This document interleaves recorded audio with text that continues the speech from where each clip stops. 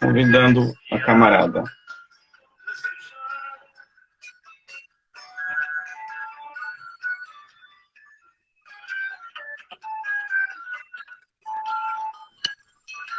Olá, camarada. Ah, camarada, não estava aqui conseguindo entrar. Tá me ouvindo? Tô te ouvindo. Ah, E você, tá me ouvindo? fiz aqui uma gambiarra aqui no. Porque eu tô sem aquela luz, sabe? Tô sem, sem fone de ouvido. Aqui em casa a gente tá em obras e é complicado. Eu vi algumas postagens sua, alta aventura, né? Exato, eu tô aqui cheio de coisa na sala. Tá tudo revirado aqui. Então eu não consigo achar Mas nada. Nada. Então, importante. Mas você tá ouvindo bem, eu tô. tá tranquilo. Por isso que eu tô. Vocês estão me ouvindo bem? Então, né? Tranquilo.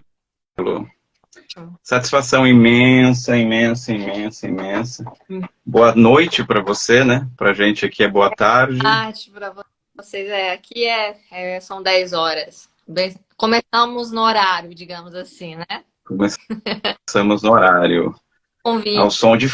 Ao som de Fausto que É, você é, referendou. você viu? A É, primeira vez que eu ouvi Fausto foi num documentário sobre o Partido Comunista Português. E fiquei também encantada, assim, eu não conhecia, mesmo tendo morado em Portugal, eu não conhecia. E aí, só através de pesquisa sobre o partido, e aí eu consegui, quer dizer, eu tive a oportunidade de conhecer, e conheci outros também, porque esse gênero é chamado de atenção, né? E aí é interessante, é um movimento artístico, musical, e sim. foi do Estado Novo, no período do Estado Novo, é de 1933 até 74, então eram aquelas músicas de mesmo de ativismo, de militância, e sempre com temas aí em prol aí da liberdade, a favor da luta de classe, da classe E trabalhadora. é, e Então, é até uma contrapartida ao fado, né? Porque o fado é maravilhoso, mas ele foi muito usado, né? Sobretudo num período específico. exato, né? Falavam Portugal, fascismo tem três Fs, né? O fado, o fado, Fátima, futebol e o fado, né? exato. É uma pena porque eu adoro fado, mas realmente é um problema. Ouvi pouquíssimo fado, né? Lá em Coimbra a gente tem fado. Em Coimbra eu não cheguei nunca a ir ver fado. Eu nunca cheguei a ver ao vivo, né? Ouvi várias vezes, mas sempre em rádio, sim. Mas não tive a oportunidade de ir. Mas sim, mas essas músicas de intervenção, sim, são comuns quando a gente Sim. tem tá em atividade do partido lá, então a gente consegue ouvir. A gente tem o festival a Festa do Avante, né, que é uma festa de 3 dias, que sempre acontece em setembro. Ah, mas ali são inúmeras bandas, inúmeros gêneros, vários palcos, então para todo mundo. Aí fica convite também para quem quiser ir. É um momento único, eu acho, para ver tantos comunistas juntos, né? Porque tem pessoal de todo lugar do mundo, é um festival que vai vários representantes de vários partidos do mundo, e não é só para quem é militante, né? Mas quem é amigo do comunismo. É muito interessante e conhecer esse festival, né? Fantástico. Eu queria que você começasse, como sempre faço, se apresentando, falando um pouco da sua vida, da sua experiência com a militância, dos seus estudos, né? Você tem um currículo grande, né? Um currículo que eu acho que vale a pena destacar, né? Você é do Brasil, de que região? Olha, eu nasci no interior de São Paulo, mas cresci no Ceará. Cresci no interior do Ceará, não sabe, Walter? Lá em uma cidadezinha chamada Amontada. E depois mudei, exato. É famoso, é na estrada que vai para Jericoacoara, sabe? E agora Sim, sim. tem uma praia famosa. Eu não morava na praia, eu morava numa zona rural. Hoje não é mais rural, mas na época era zona rural, hoje está conurbado, né, com a cidade. ainda é muito pequena, então não tem muito o que dizer. É, mas tem uma praia que ficou muito famosa, que é Icaraí de Amontada, onde vai muita gente fazer kitesurf também. É um lugar bem bacana para se conhecer. E fiquei lá até os 12 anos, depois mudei de cidade ao lado de Fortaleza, porque tinha que não só estudar, mas porque meu avô ficou doente, eu morava com meus avós maternos. E aí ele ficou doente, teve que ir para uma cidade mais próxima a Fortaleza para tratá-lo, e só fui morar em cidade grande mesmo, só depois da faculdade, já quando eu estava na faculdade. Porque ainda fiquei um ano ainda morando nessa outra cidade, que é da região metropolitana, mas era muito difícil, porque eu estudava à noite. Então era muito cansativo. Se perdesse o último trem, não tinha o último trem aqui, o último ônibus, não tinha como voltar para casa. Acabei mudando. Ou seja, minha experiência urbana foi muito depois, com vida numa cidade grande, foi muito tardiamente. Eu acho que isso também me moldou muito, sabe? Porque eu vivenciei a agricultura mesmo de subsistência, enfim, vi muita coisa. Peguei olha, para você ter ideia, até os 12 anos a gente não tinha água encanada em casa, né? A gente não tinha Caramba. nada em casa. E então, assim, eu só vi chegar água encanada, realmente devo dar mérito realmente ao governo Lula, né? Só tivemos água encanada. Então, assim, e as pessoas. Você pegou aqui no Brasil, então, o primeiro governo Lula, é isso? Peguei o primeiro governo Lula, peguei até a Dilma, acho que o primeiro Dilma, acredito. O segundo mandato, não sei se eu já estava aqui no segundo mandato, mas sim. E trabalhei em vários, pude ver também inúmeros projetos do governo Lula também. Eu trabalhei na universidade, né? Então Tá. num curso de letras na Universidade Estadual, mas era um projeto conjunto com o governo federal, que se chamava Fundo de Combate à Pobreza. E era um projeto, já entrava ali naquela linha da interiorização da universidade. E era um projeto interessante.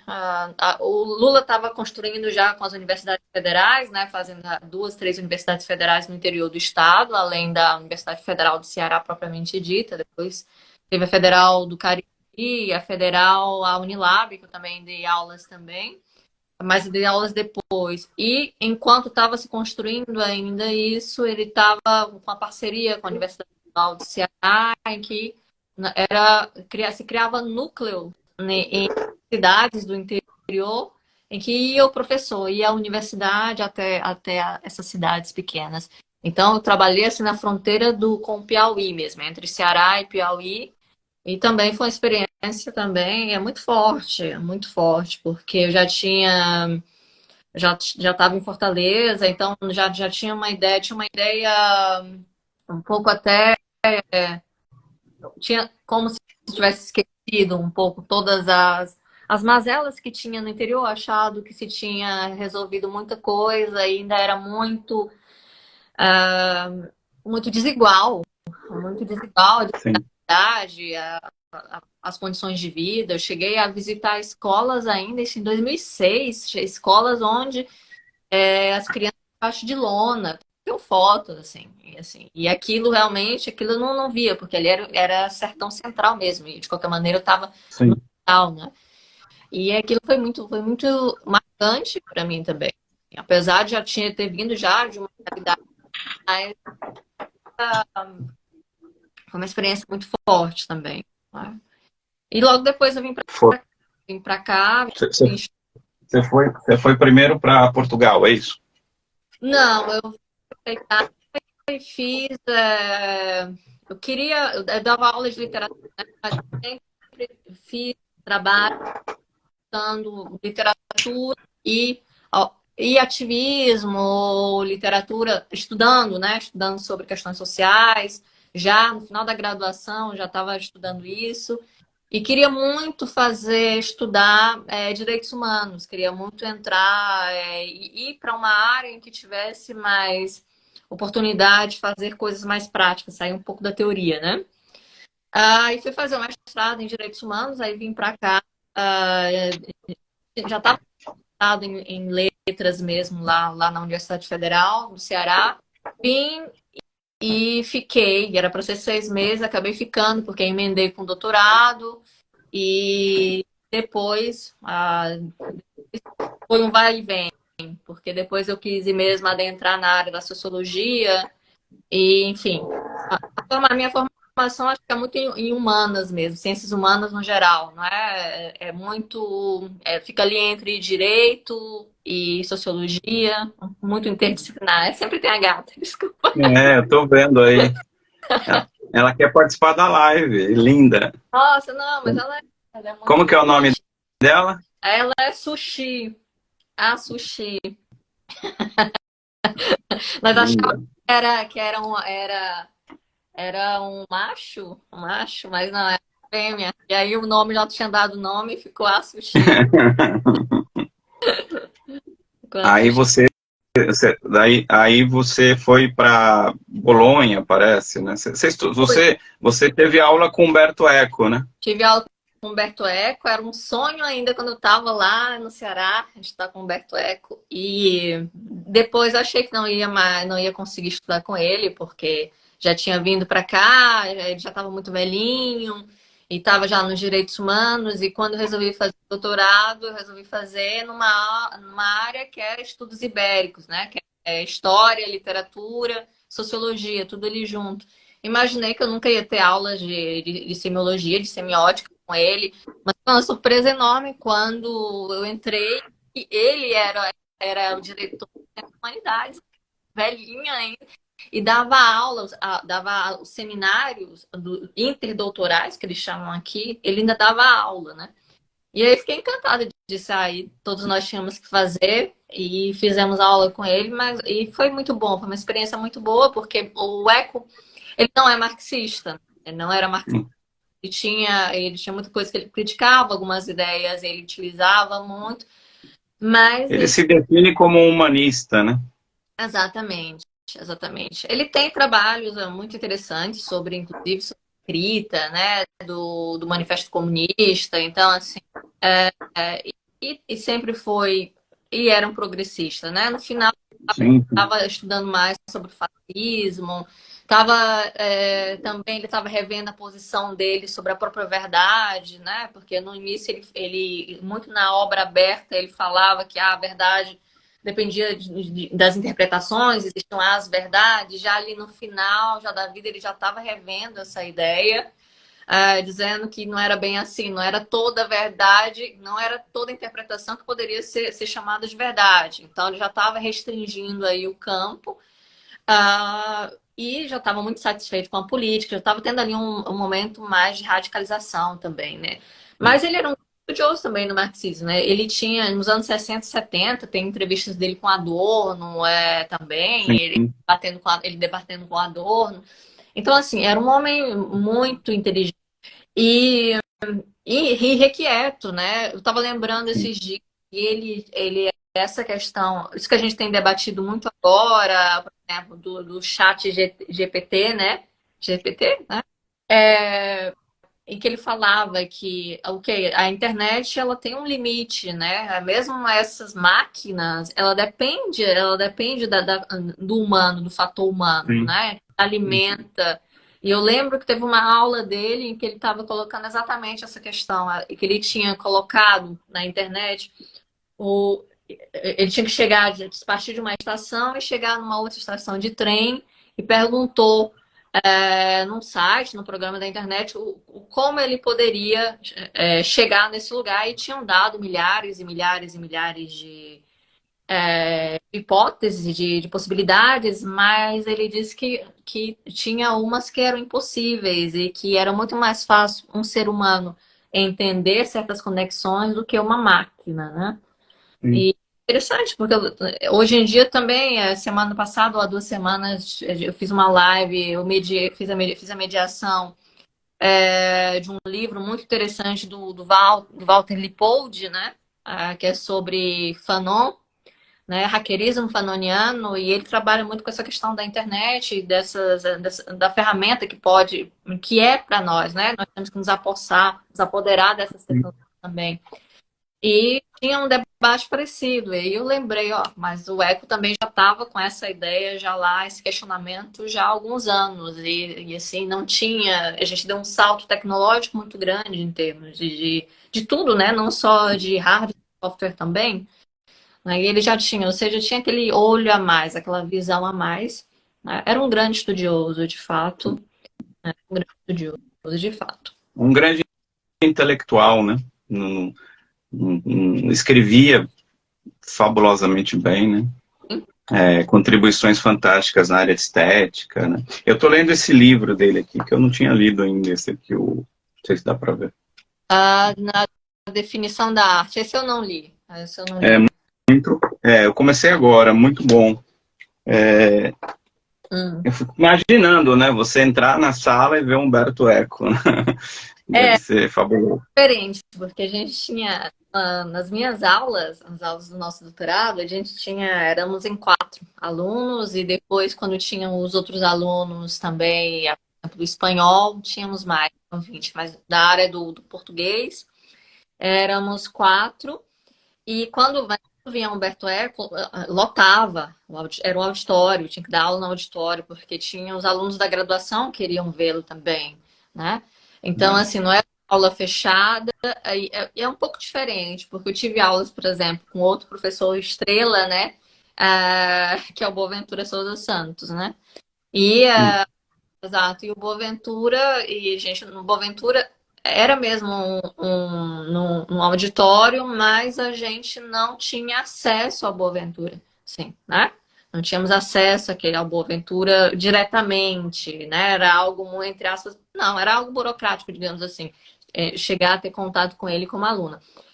O Humberto Eco não, assim, era uma sala de aula grande em que ele chegava e estava ali, assim, você poderia, ele te respondia, ele fazia, sim, e ele já estava bem, já bem velhinho também, sabe? Ele já estava, tanto é que acho que ele me deu aula, eu tive aulas com ele, acho que 2012, 2000, 2000, até 2012 ele deu aula, Ele não morreu lembro. em 2016, né? Se eu não me engano.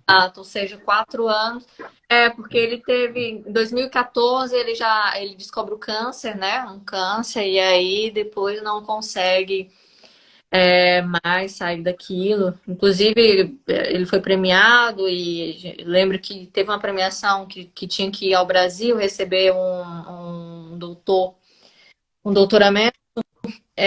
Mas foi feito, não foi feito, quer dizer, foi entregue na embaixada, e ele foi lá na embaixada do Brasil, e ele já estava muito debilitado, você via assim que ele já estava mesmo muito mal, né? As pessoas deveriam morrer para sempre, como mãe, né? Sim. É. Sempre, né? Assim, essa introdução acho que foi muito proveitosa, porque acho que vai ter muito a ver com o que a gente vai falar, né? Porque, assim, do interior do Ceará para a Europa, né? Então, assim, eu acho que com certeza isso moldou o seu caráter classista, sua consciência de classe, né? Você viu mundos diferentes, vê mundos diferentes, teve acesso a uma cátedra, né, no que diz respeito ao que há de mais significativo. E hoje a gente vai falar de uma coisa que tem muito a ver com isso, né, que é a conciliação de classes, a ascensão da extrema-direita, né. A extrema-direita é um fenômeno que nunca deixou de existir, né, o que eu falo, né, aqui no Brasil, a esquerda ficou muito assustada, né, a esquerda pequeno-burguesa ficou muito assustada com o fenômeno do bolsonarismo, né, mas eu sempre disse, né, que aquele tiozão do churrasco, ele não estava ali à toa, né, as ideias estavam ali, né, então é claro que dali para se manifestar enquanto força política há uma diferença grande, Mas, assim, como dizia o Brecht, né, a cadela do fascismo sempre está no cio, né, sempre está no cio. Acho interessante, e aí eu te dou a palavra, para a gente fazer uma análise, dentro da sua análise, aí, no Brasil, e não é um fenômeno específico, no mundo, né, em que momento que é isso? Porque geralmente a gente tende a ascensão da extrema-direita quando a esquerda, de alguma maneira, recua, quando há um fenômeno inverso, né? Então, quando a extrema-direita ascende, a esquerda recua, vai quase para as cavernas, né? E acho que a gente está vendo isso muito na prática, né? Se a gente pensar o governo no Brasil, por exemplo, a gente foram 4 mandatos do governo petista, né? Um governo reformista, de conciliação de classe, ao golpe e ao fenômeno da extrema-direita, mas se a gente pensar isso em termos de América Latina, não é diferente, se a gente pensar isso em termos de Estados Unidos, não é diferente, se a gente pensar isso na Europa, né, e vocês estão aí agora com o governo de extrema-direita, né? Exato. Queria ouvir você um pouco sobre o que você pensa, a relação que você faz da conciliação de classes com a ascensão da direita, enfim.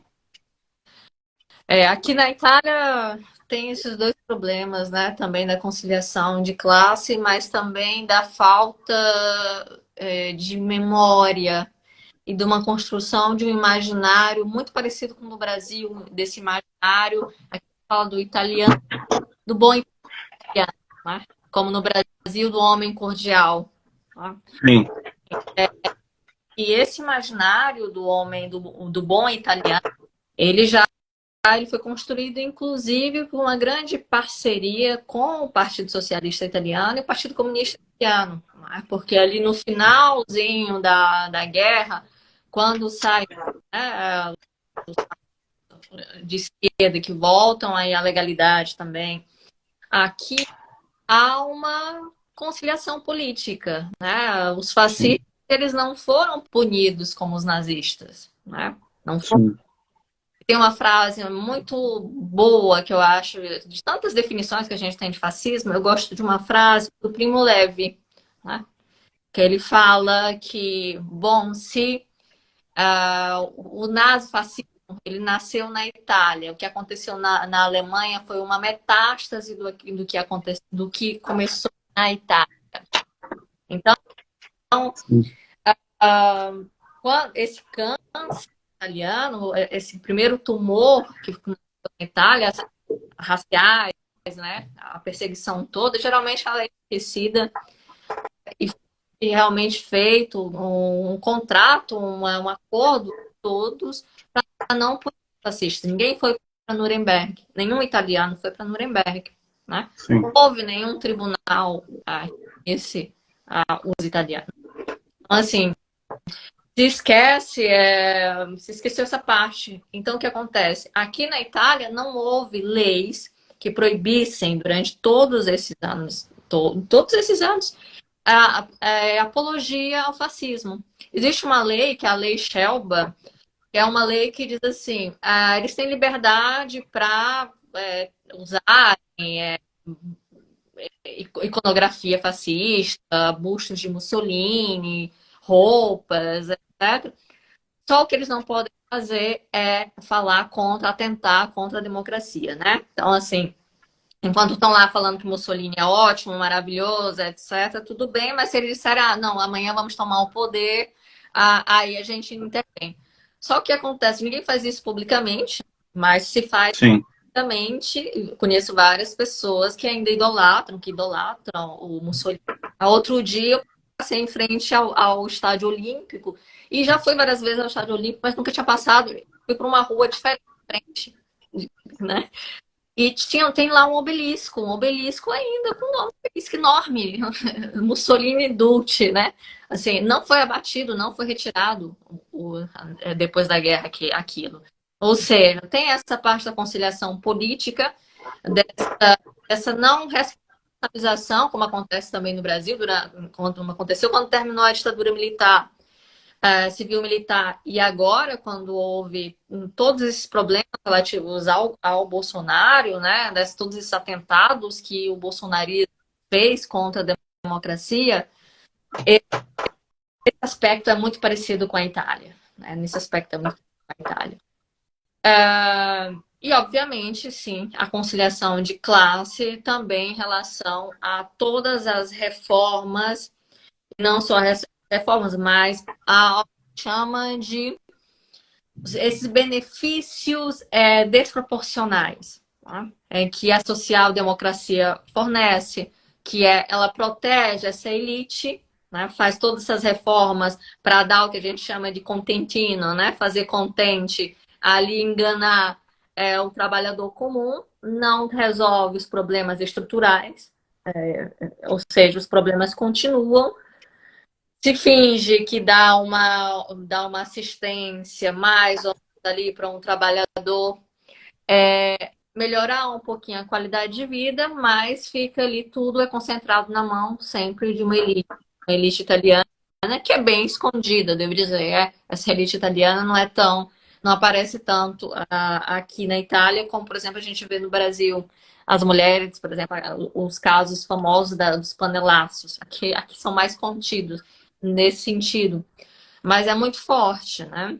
É muito forte. A Itália tem uma história colonial muito diferente da nossa, né? Sim, Primeiro porque nós somos colonizados e a Itália colonizou, e diferente dos outros, a Itália, diferente dos europeus, foi uma colonização tardia, né? Então, isso também, dentro do território italiano, você vê hoje em dia muito estranhamento com o corpo do outro, né?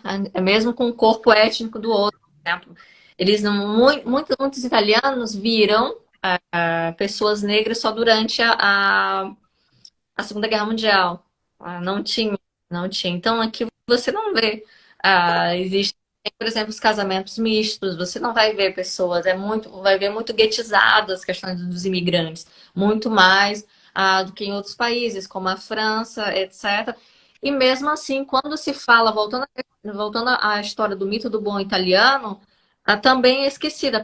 É uma colonização que foi uma colonização tardia, e é como se não tivesse existido e como se não tivesse também feito atrocidades também nos territórios africanos. E aí fica também com aquela ideia de perpetuando, mas a gente tem também um colonialismo também bom, né? Aquela velha história que não teve uma grande comunidade. E é sempre uma forma, o colonialismo é sempre uma forma de exploração e expoliação. sim. Tem essas problemas. Aqui na Itália, eu fiz um trabalho de campo no extrema-direita, né? Eu fiquei lá 4 meses para fazer um trabalho da universidade, fui em várias reuniões deles, e sei mais ou menos como funciona esse tipo de cooptação, né? A cooptação da classe trabalhadora no geral. Então, a conciliação funciona quase como se fosse um ciclo, né?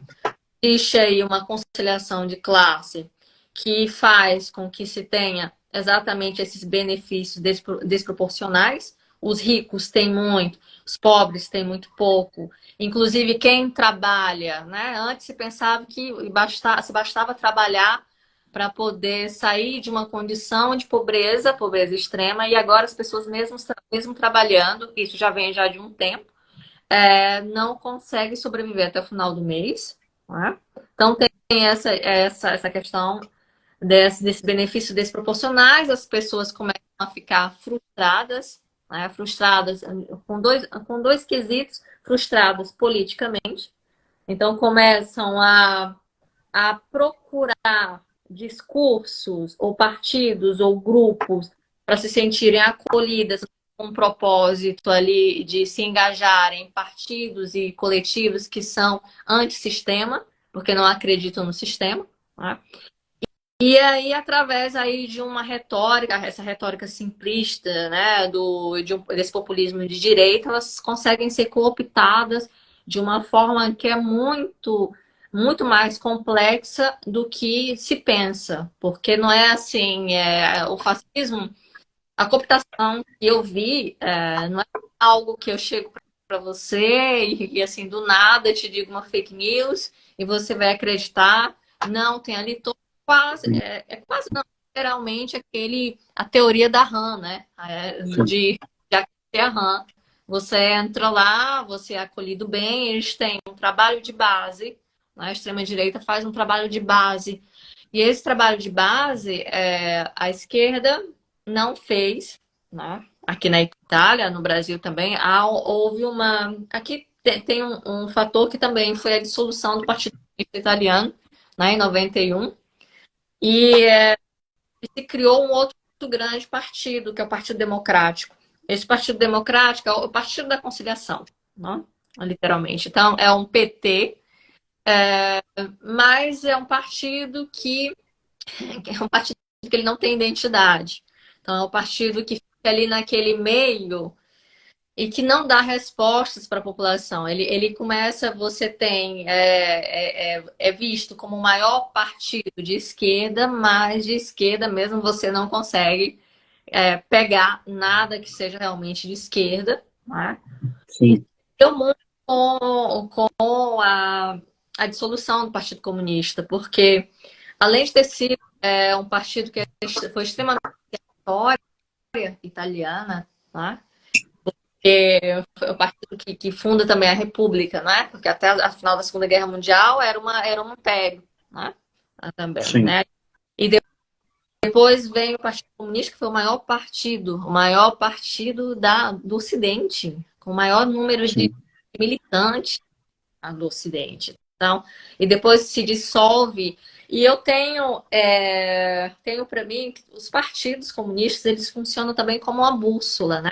É ele que puxa e empurra mais esses partidos que às vezes são de grande massa, como o PT, como o PD aqui na Itália, eles empurram mais, forçam mais a irem cada vez mais, eles exigem mais medidas à esquerda. E sem os partidos comunistas, sem a presença deles, acaba que não há essa cobrança do ponto de vista radical de um posicionamento de um partido de massa que é que é numericamente maior, né? Que concilia. Então, acho que perde muito nesses dois sentidos, tanto nessa questão depois perde mesmo a esquerda italiana. Hoje em dia eu não vejo uma esquerda na Itália.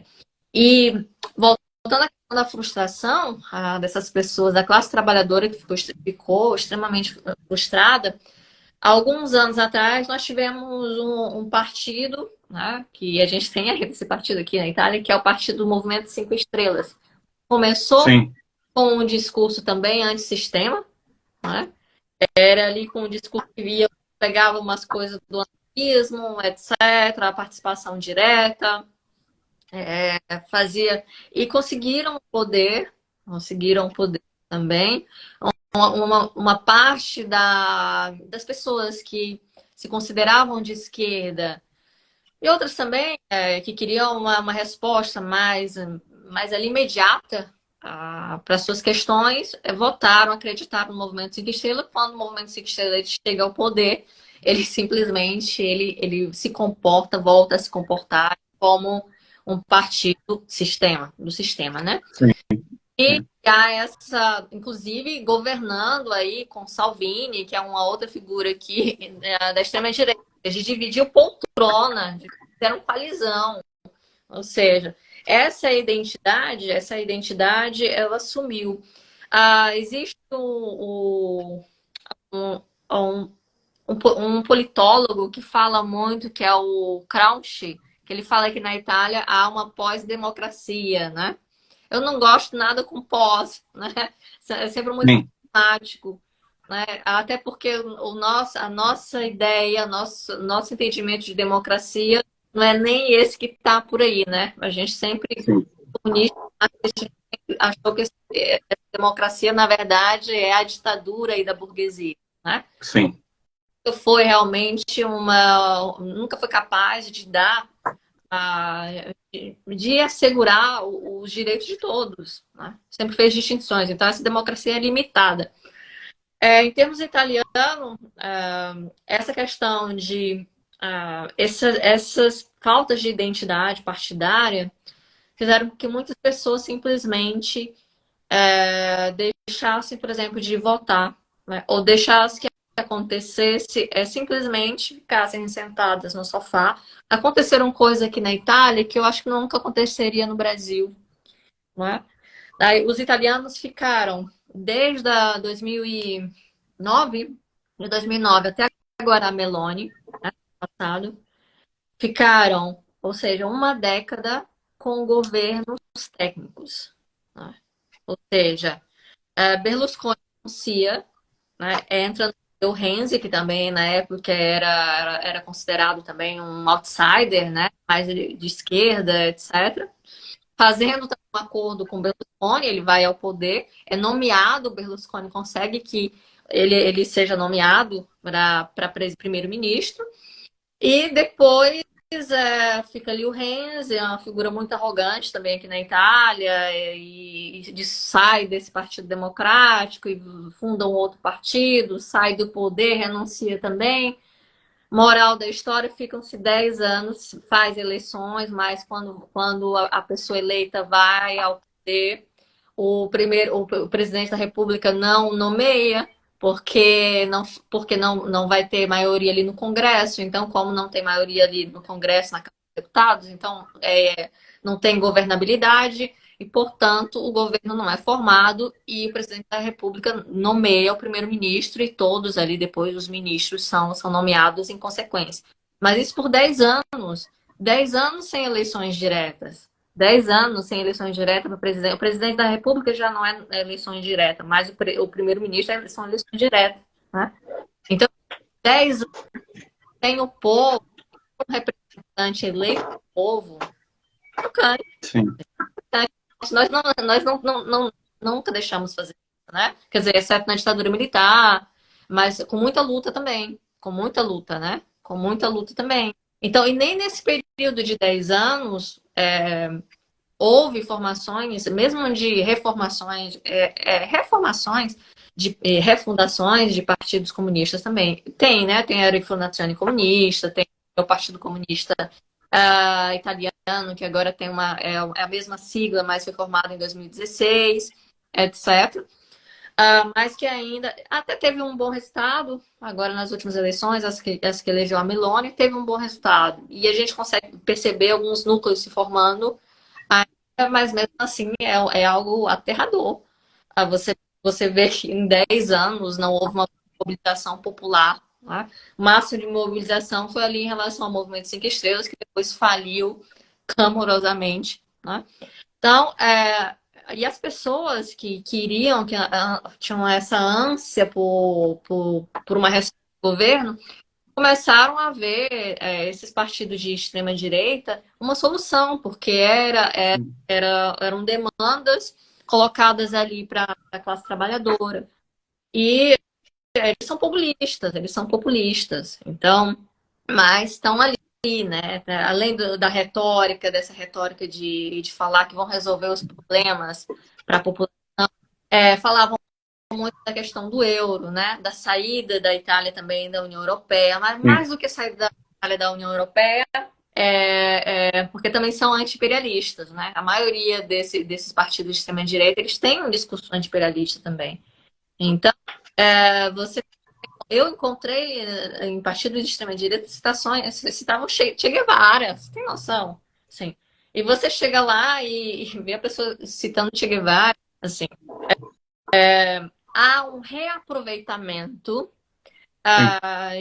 tudo que possa imaginar dentro desses partidos de extrema-direita. O que pode ter um efeito sobre jovens, sobre pessoas que estão em situação de fragilidade, tanto emotiva quanto financeira, eles colam naquele discurso. E que é realmente preocupante, porque eu não vejo, pelo menos aqui na Itália, não vi nenhum partido de esquerda fazendo trabalho de campo quanto eu vejo ainda. E eu vi com os meus olhos a extrema-direita fazendo. Então, eu vi a extrema-direita fazendo indo visitar pessoas que estavam, claro, de uma forma para instrumentalizar, obviamente, né? Visitando ah, filas de pessoas que estavam esperando ali pela refeição aquela social, né? Nas portas das igrejas católicas, né? Porque aqui ainda é muito limitado a presença das igrejas evangélicas, mas a igreja católica é dividida netamente aqui em duas alas, né? Na Itália, na ala tradicional e na ala mais progressista, né? Entre aspas, né? Mas tem ainda tinha uma ala que era muito fiel ainda ao Ratzinger, e que é ligada a A, essa. a Opus Dei tem um poder forte aí, né? A Opus Dei é um poder forte, e tem muito dinheiro, né? Sim. Há uma, há uma entrada enorme de dinheiro na Opus Dei, né? Há uma entrada, e eles fazem também esse trabalho de base, né? Fazem esse trabalho de base. Eu tenho, eu tive alunos que faziam parte da Opus Dei, eu dei aula, né? Eu não sabia, mas enfim. E eram pessoas que você, sim, nunca diria, assim, nunca, sabe, aqueles estereótipos que te contam, etc. São homens de negócios, são homens de negócios, né? Sim. Assim, não assim, é porque a gente fica muito com aquela ideia dos outros caras da Opus Dei, do filme, né, do livro do Dan Sim. Brown, né? O cara se flagelando, né? Exato, mas homens de negócios, assim, é uma sociedade, né? É um coletivo, né? O, E o nosso vice aqui tem um pé na Opus Dei. instituições muito fortes, né? Tem duas instituições muito fortes, agora eu não lembro o nome da outra, da igreja tradicional, que faz esse trabalho, que é um trabalho também de base, né? Fica, mas É, eu ia te perguntar isso, porque no Brasil, basicamente, embora a Igreja Católica hum, sempre teve uma influência muito grande, ela deixou de ter, veio perdendo, né? Tinha até um setor mais militante da igreja, ligado à teologia da libertação e tal. E esse setor foi perdendo espaço, né? Coincide inclusive com a fundação do PT. E as igrejas evangélicas as igrejas pentecostais, sobretudo, foram se infiltrando, né? E isso, grande parte, forma o caráter ideológico da extrema-direita no Brasil. Na Itália não tem isso. Na Itália é um país, basicamente, eu falo que na Itália ou você é ateu ou é católico, né? Não tem meio termo. tem É, tem uma outra igreja, mas é muito pequena também, que é esqueci o nomezinho dela. Bom, também não é tão relevante lembrar, porque é um detalhe, mas assim, são estruturas mesmo, né? São sim, estruturas dessas associações dentro paralelas, né? Paralelas e dentro ali da igreja são muito fortes. E por exemplo, tem essas pessoas que eu conheci da Opus Dei eram pessoas que faziam trabalho de captação de recursos para poder distribuir bolsas de estudo sim, para pessoas que não conseguiam pagar os estudos universitários, né? Assim, ou seja, você chega para alguém, é o que eu sempre digo, é o que eu sempre digo. Eu cheguei também a conhecer pessoas que estavam que eram proprietários de restaurantes, e eu já contei isso algumas vezes aqui, que estava num restaurante e tinha um rapaz que não é de extrema direita, mas era de direita, e que ele estava muito nervoso, era proprietário do restaurante, ele chega perto, assim, de nós, e aí a outra moça, eu digo, tá tão nervoso. Aí ela fala, não, porque ele vai todo domingo, ele doa 80 marmitas e ele leva para o restaurante, para a fila ali, para a comunidade, é uma comunidade também religiosa que tem aqui. Mas você vê aí, a partir disso, desse trabalho, ele que você você vai e entrega, você conversa com aquele pessoal que está ali na fila, esperando pelo aquele alimento, você sim, ganha. sim, E aí é muito fácil você depois dizer assim, eu tô achando que aquilo ali. Você vai passando aí, vai passando. Eu digo sempre assim, que as pessoas, né? A política é algo muito do imediato, a política, sim, né? E o que eu digo, a extrema-direita ela funciona através de uma combinação um a um, né? As sim, emoções e a confiança é dado um a um, não é de uma pessoa que está lá em cima e vai e fala para todos embaixo, né? sim, Quando chega a esse nível, já tem todo ali um pessoal que tem entrado nesse mecanismo, às vezes de lavagem mesmo do cérebro, né? Olha, eu fiquei 4 meses lá na se chama Casa Pound. E era uma ocupação. Você tem ideia? Essa é uma ocupação, era uma ocupação de direita. Uma ocupação. Eles invadiram um prédio. Invadiram um prédio. E quando deixa eu eu. ver. Invadiram um prédio. Então, A assim, direita, né? A direita, geralmente é a esquerda, né? tá. Porque eram que estavam lutam, né? Segundo eles, né? E eles falam que é porque eles são a favor do direito à moradia e que os italianos não têm direito à moradia e que se precisa, o Estado precisa resolver a questão da moradia. E é claro, primeiro os italianos, né? Primeiro os italianos e os estrangeiros, os imigrantes Se assimilados. der, Não, se der, os estrangeiros. mas primeiros e tem cortes, agora já tem já o bloco estudantil, exatamente, o nome é assim, bloco estudantesco, que já faz parte desse partido, e é um partido de extrema, né? Mas ali ele fica embaixo do guarda-chuva dos dois grandes partidos de direita, que é a Fratelli d'Italia e o Força Itália, né? Esses dois grandes partidos, e e Lega também. Então são esses três que vão também alimentando, inclusive financeiramente, esses pequenos partidos, né? Que são os partidos que fazem, eles trabalham em coalizão. Então, o que acontece? Há ali recursos que são doados e também todo um aparato, também a rede política também, mas se dá alguma coisa errada, né? Se às vezes passa um pouco da linha, os partidos grandes tiram o corpo. São eles que são fascistas, né? Eles que são fascistas. A gente só admira Mussolini, é só isso. Eu só admiro. Um detalhe, é um detalhe. Então, assim, é algo muito complexo. Olha, se eu fui já, eu já era de esquerda, mas eles não sabiam que eu estava fazendo um trabalho para a universidade. Um trabalho que tinha sido já.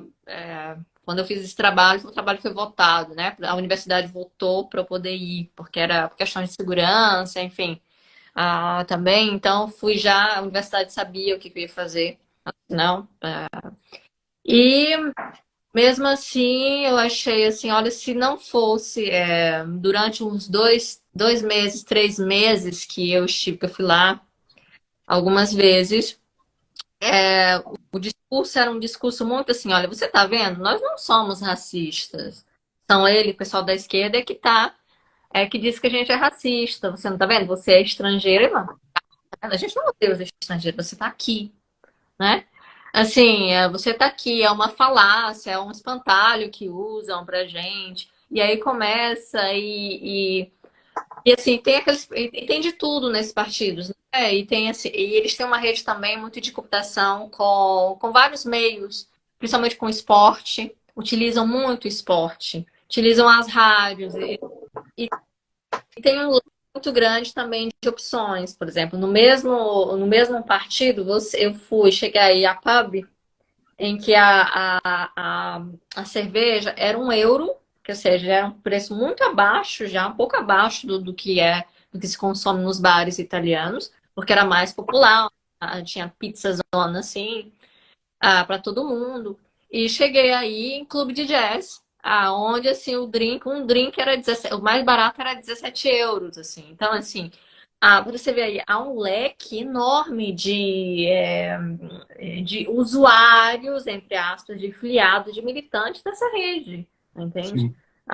Então, assim, e chegando lá também e não é essa coisa estereotipada, sabe? Não é, são pessoas, você falou aí do tio aí, o tiozão do Zap, o tio do pavê, né? É, Você vê, você fica assim, eu ficava assim, no começo eu fiquei estarrecida, assim, com a minha ignorância, né, de pensar que eu ia encontrar um cenário extremamente estereotipado, né? Aí o cara, entrei nesse lugar onde todas as paredes eram forradas de discursos da revolução, vamos fazer revolução, somos a rebeldia, também tem também da linguagem, né? Uma linguagem que também é muito comum no Brasil, né? Que se fala muito de revolução. A direita também fala muito de revolução, né? De rebeldia também, né? Os militares falam que foi a Revolução de 64, né? Também há esse discurso aqui, e porque também isso chama a atenção do jovem, etc. Mas se você chegava ali, tinha o cara todo tatuadão, mas também tinha o não, assim, o certinho, sem nada, que você, sabe, aquele que é todo, que parecia filhinho de papai, que na verdade estavam ali brincando, e tinha as crianças, e tinha o cachorrinho, falava com o cachorrinho quase com vozinha de bebê, aquelas coisas todas, que você fica assim, oxe, oxe, né? Você nem assim, ou seja, estereótipos, ou seja, isso me deixou muito assustada e eu cheguei disso, eu fiz esse trabalho em 2017, 2018, né? E eu fiquei muito assustada em perceber o crescimento deles, né? Lembro que quando eu fui apresentar um trabalho, uma colega italiana, esse trabalho eu apresentei em Coimbra, quando eu já estava em Coimbra, e a colega italiana disse, não, mas olha, eles fizeram um partido, mas tiveram pouquíssimos votos naquele ano, né? Naquele período. Eu disse, olha, em 10 anos de um centro, eles têm 100 centros em toda a Itália. Assim, houve um sim. crescimento impressionante, a gente não pode negar isso. É porque o pessoal da CIA acha muito que política tem a ver com resultado de eleição. E, sabe, assim, né? Sim. É, e pensar, poxa, se não tem ali, não foi bom ali no resultado eleitoral, quer dizer que não existe. Gente, política não é isso, a política é do dia a dia. E fascismo não é só um partido, né? Não é só um partido político, tem toda uma filosofia de Sim. extrema por trás, assim. E tá aí. Tanto é que, infelizmente, eu estava certo que a Meloni tá no poder, É. sabe? Pois é. Isso está se alastrando, né? Numa esclarecida Itália, né? Vamos pensar assim, né? Você é uma pessoa que eu gosto muito, eu leio bastante suas postagens, eu leio, é, eu venho, na verdade, conhecendo você melhor agora. Você tem uma base marxista sólida, é perceptível isso. Só que não é a realidade da esquerda, infelizmente. Tanto da esquerda reformista como a esquerda que se diz radical também. No Brasil, por exemplo, eu vou pegar um nosso exemplo. Uhum. Eu sempre digo que o fascismo ele é um dos produtos da prateleira da burguesia. Ah, claro, com certeza. A burguesia para exato, a burguesia para manter seus lucros, ela usa tanto da esquerda como da direita, Sim, como da extrema direita. certeza. Quando há um momento de ascenso da luta de classes, geralmente há que se ter mais repressão, um governo mais firme por parte da burguesia. Ou se faz o que acontece, por exemplo, no Chile. No Chile teve um dos maiores levantes que eu vi na América Latina, acho que dos últimos, talvez 50 anos, né? E ali faltou uma vanguarda revolucionária. Também. Como em todo mundo, né? O problema da direção revolucionária é um problema do mundo, não é um problema específico de A, B ou C, né? Vem desde a morte de Lenin, vem desde da fim da Terceira Internacional. Se você falou da Alemanha, por exemplo, a Alemanha. A grande traição do Partido Social democrata na Alemanha, foi a responsável indiretamente pela ascensão do fascismo, né, do nazismo, no caso. Né?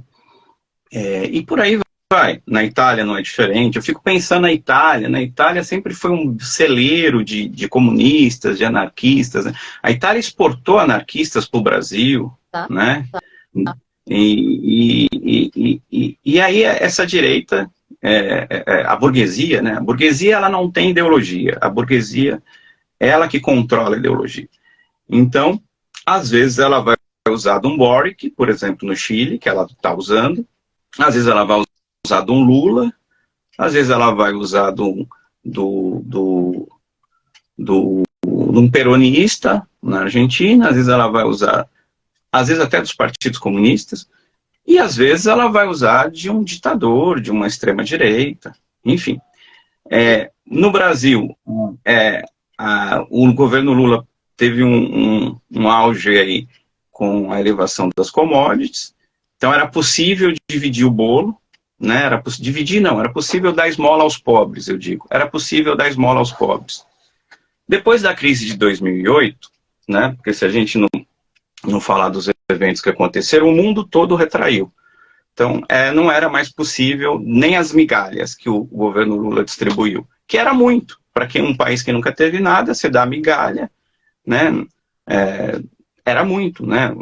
Você falou, né? Na minha região não tinha água encanada. Você vê o semicolonialismo que é o Brasil, né? Não tinha energia no Nordeste, grande parte do Nordeste não tinha energia. Então, assim, essas pequenas reformas representou muito para a população. Mas são reformas, não é? Mas são reformas. O próprio movimento de Sem Terra, por exemplo, ele ficou totalmente cooptado pelas lideranças reformistas, né? Então, os sindicatos no Brasil estão nas mãos dos reformistas e tal. Às vezes, quando há um levante ou um movimento mais radicalizado, esse movimento espontâneo das massas tende a extrapolar as próprias lideranças, mas em algum momento eles são refreados, né? Como vai acontecer na França, infelizmente, né? Como aconteceu no Chile, como acontece no Equador.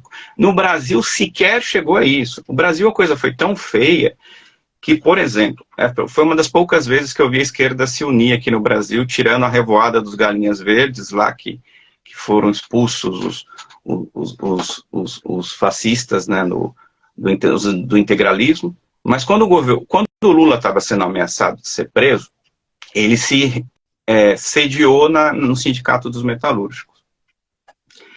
E a esquerda mais radical falou, não, você não vai se entregar, a gente vai lutar.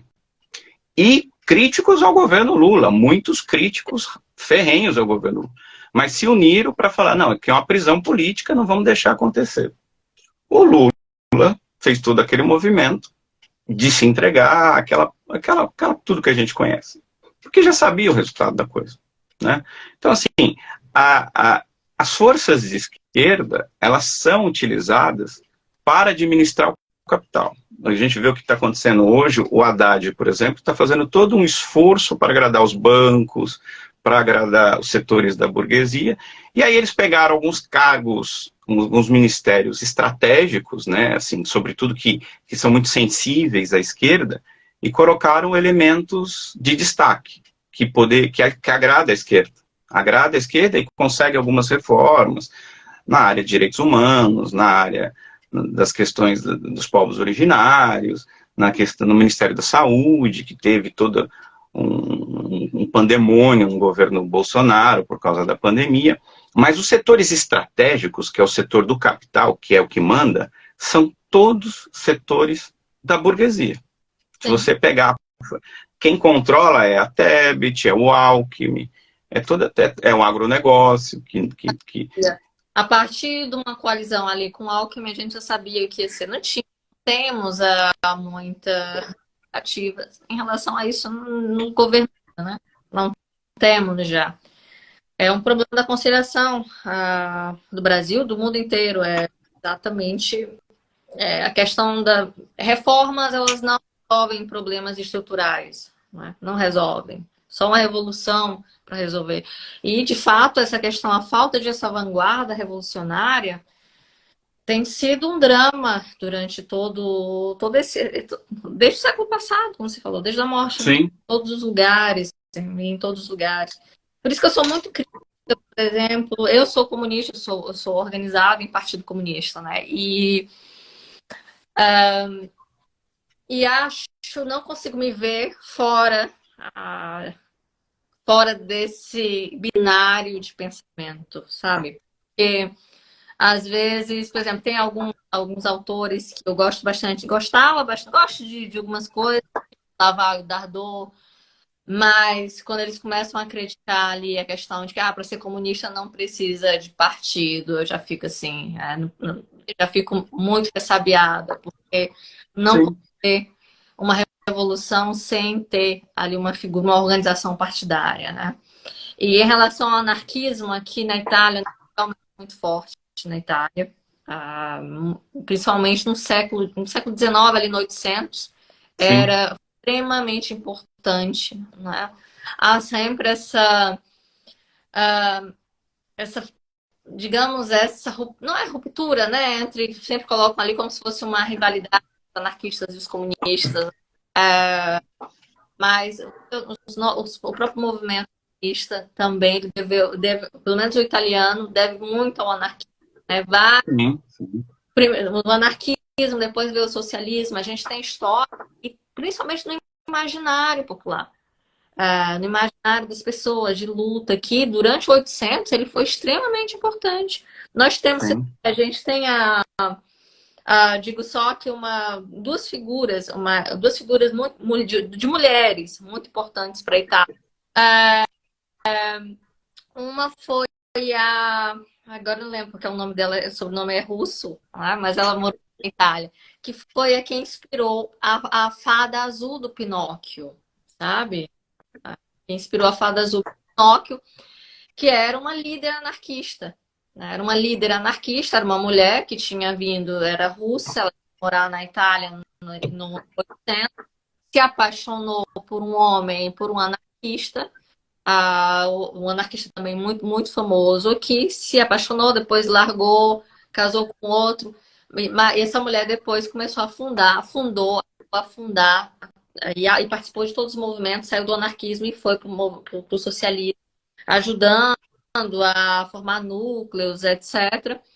E foi presa inúmeras vezes, mas inúmeras vezes, inúmeras vezes. E num desses julgamentos, foi ver o Collodi, né, o que escreveu o Pinóquio, foi ver o Collodi e achou essa mulher tão extraordinária, que ele faz a Fada Azul. Tenho que lembrar o nome dela, que eu não consigo tirar daqui. Ah, fez a Fada Azul, que é a principal aí, né, no livro do Pinóquio, ou seja, é muito forte no imaginário italiano, de mulheres.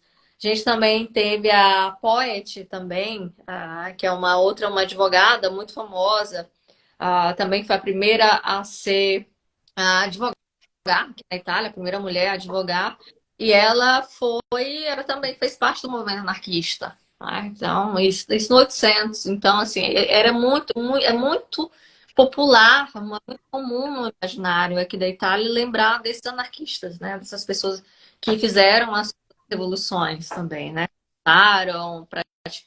Fizeram movimentos e ajudaram a vários grupos de trabalhadores, né? Aqui. E sim, ah, e foram para o Brasil. Muito interessante. Interessante. Eu não conheço muito a história do anarquismo, não me aplico muito. Às vezes vai eu digo, não conheço muito da história do anarquismo, mas sei o quanto é importante aqui para a Itália, para a formação italiana. sim. Assim, os movimentos anticapitalistas, né? Porque os anarquistas são anticapitalistas, né? Eu até fiz uma live, inclusive ele está assistindo aqui, o Leitor Subversivo. A gente pegou aquela parte da Internacional, né? Paz entre nós e guerra aos senhores, né? O que eu falo, quem vai estar do seu lado da barricada? São os reformistas, são muitas vezes os anarquistas e outros camaradas? Quem é que vai estar com o coquetel Molotov na mão? É isso que a gente tem que se perguntar, né? Eu falo, a gente tem rivalidades históricas com o anarquismo, né? Os marxistas, mas elas são rivalidades que a gente vai brigar depois da Revolução. Antes da Revolução, a gente tá junto. Eu sempre falo. Antifascista tem Exatamente. essa liga, Os, né? anar... os anarquistas, os anarquistas participaram e participam de quase todos os movimentos antifascistas. Assim, eles têm uma história riquíssima. A bandeira. E o marxismo, infelizmente, o marxismo ele foi capturado, né, pela direita, né? Você tem uma análise que eu acho muito rica, que você fala como que a extrema-direita faz isso, né? Mas isso pode se estender não só para a extrema-direita, é, dessa coisa do lugar de fala, né? De grupos específicos que, que são cooptados, né? Para servir realmente e desautorizar, deslegitimizar ou até mesmo desmobilizar a luta dentro da perspectiva da luta de classes, né? Uhum. Então, tá vendo aqui, tava o nome da fada azul, mas não acho. Achou? Não acho. Tinha feito um post, mas eu não. Você fala muito sobre isso. Porque eu trabalho, eu faço parte de um coletivo, né, de imigrantes. Então, e que é muito próximo, e nós temos somos um grupo, né, um grupo racializado, de pessoas racializadas. Então, existe aí uma inserção muito forte de um discurso liberal quando se fala em questões raciais, né? Sim. E que me incomoda bastante. Eu coloquei, acho que ontem, ou foi hoje, eu não lembro mais, alguém me estava falando, a gente vê a questão do identitarismo, etc. E eu acho, e eu concordo, né? Muitas vezes quando a gente fala de questões raciais, tem ali sempre um fantasma do identitarismo ali, neoliberal, essa cooptação do neoliberalismo, etc. E que funciona muito bem para os dois lados. É uma faca que corta dos dois lados, porque de um lado Sim. é muito eficiente, porque de um lado a gente que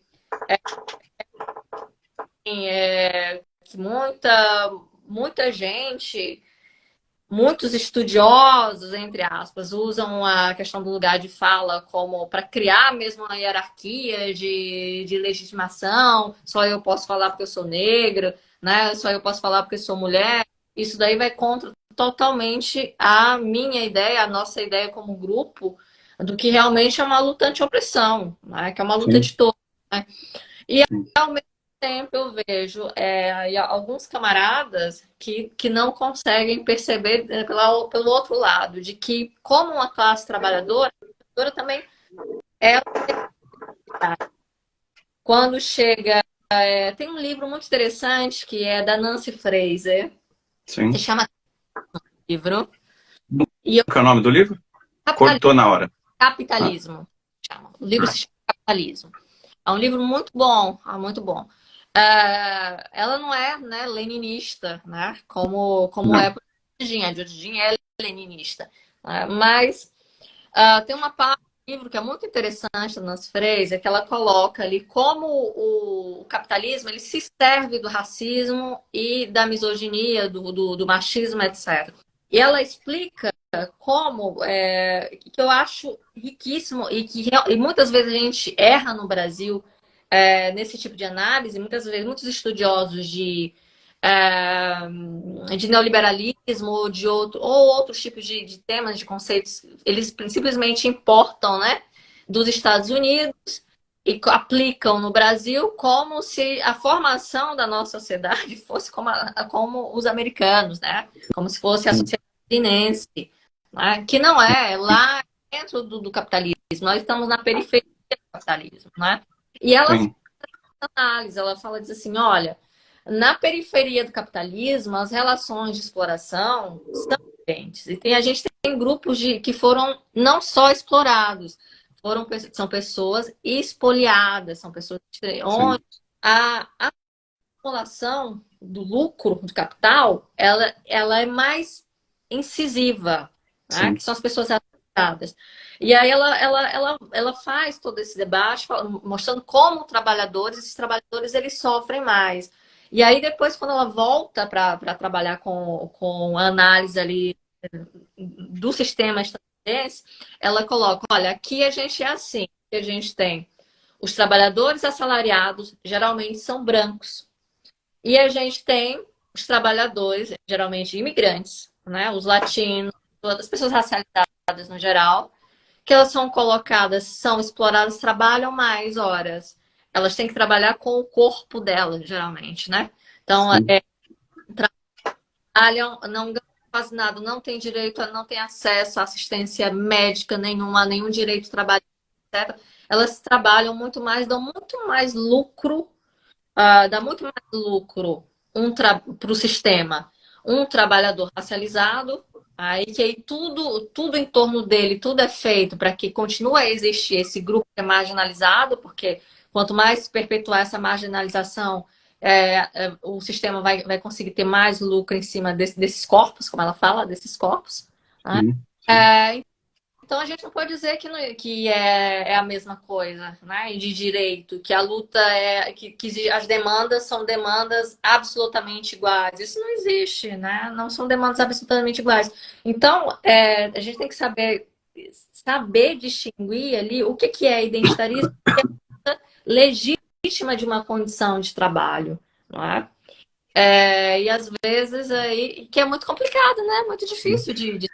Mas você tocou num ponto fundamental. Porque o que acontece? Quando a esquerda ela abandona o método do materialismo dialético para interpretar a história, ela passa a se perder em tergiversações que muitas vezes são muito mais de cunho ou eleitoral, eleitoreiro, né, vamos dizer assim, Uhum. ou meramente acadêmico. Né? Então, é uma esquerda que ou não sai da academia,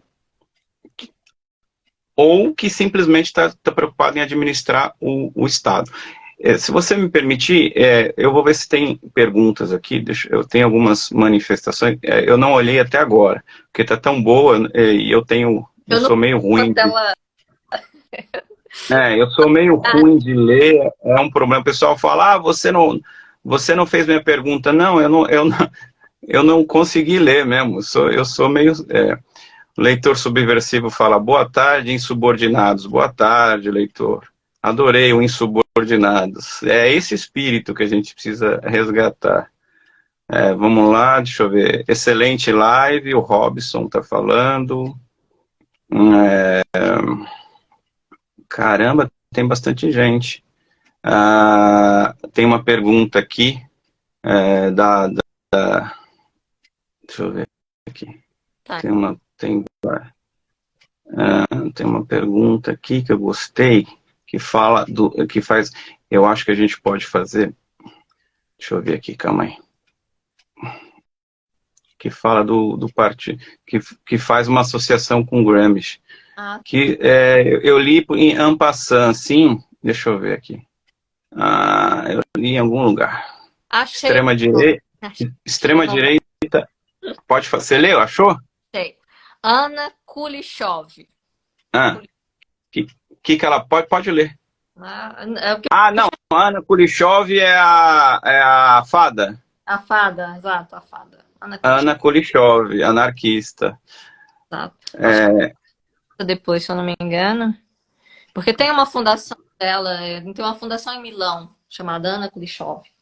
Né? eu estou tentando aqui ó. O partido perdeu o sentido que Gramsci defendia. Entrou na lógica burguesa, disputar eleições. São poucos partidos que mantêm aspectos revolucionários no mundo. Interessante colocação. Né? Eu queria ouvir você um pouco sobre isso. Deixa eu ver se tem mais perguntas aqui. É que tem muita gente, está difícil de ler. Bom, vamos começar respondendo essa, vai.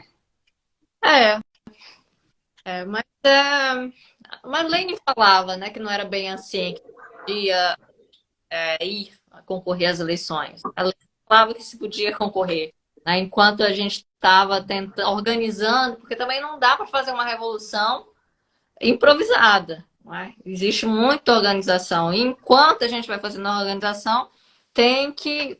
Lembro que tem exatamente, eu não lembro exatamente qual texto Lenin fala aí, mas eu acredito É, sobre isso. ele fala em dois, o esquerdismo, né, que ele fala, e ele fala num outro que é os comunistas e as eleições, alguma coisa assim.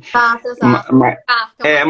Mas Lenin, ele defendia, se você concorda comigo, ele defendia que os comunistas usassem a tribuna como um palanque, né, como um palanque para a luta de classes, e não é o que acontece, né?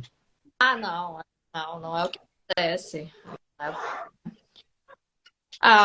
Mas eu ainda acho que a gente tem o Partido Comunistas que, pelo menos o meu partido, eu vou fazer, meu partido ele vai para a rua sempre, faz um trabalho de base, ele tenta estar presente sempre nas comunidades, vai a palanques também aqui, concorre à eleição. Você fala muito do Partido Comunista português, né? Exato.